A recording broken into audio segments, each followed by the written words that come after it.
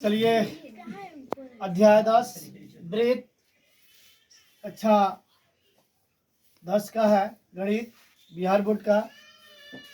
अप्रतिच्छेदी रेखा वैसी रेखा जो किसी वृत्त के कहीं पर न प्रतिच्छेद करे उसे अप्रतिच्छेदी रेखा कहते हैं। जैसे ओ केंद्र वाले एक वृत्त है, इस वृत्त के बाह्य वृत्त थोड़ा दूर या एक रेखा दी गई है।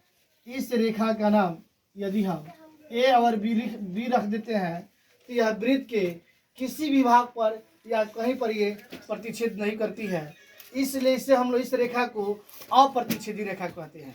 क्या कहेंगे? अप्रतिच्छेदी रेखा कहेंगे। दूसरा है वृत्त की छेदक रेखा या प्रतिच्छेदी रेखा।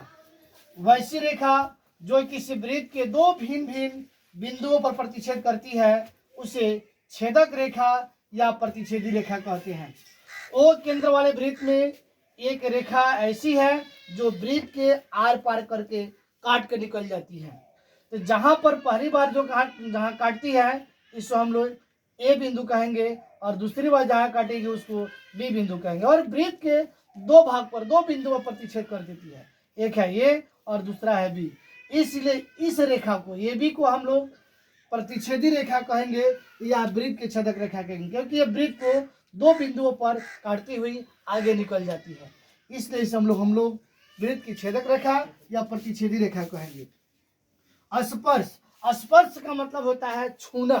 स्पर्श का मतलब होता है छूना, यानी वैसी रेखा जो किसी वृत्त के केवल एक ही बिंदु पर मिलती है या छूती है उसे वृत्त की स्पर्श रेखा कहते हैं। जैसे ओ केंद्र वाले वृत्त है, यहाँ पर एक ऐसी रेखा है जो वृत्त को इस बिंदु पर यानी ए बिंदु पर यहाँ पर स्पर्श करती है, स्पर्श करती है या छूती है, इसलिए इस रेखा को हम स्पर्श रेखा कहेंगे। कहाँ पर छू रही है? स्पर्श पर, ए बिंदु पर। और वृत्त को जिस बिंदु पर स्पर्श करती है या छूती है उसे स्पर्श बिंदु भी कहते हैं।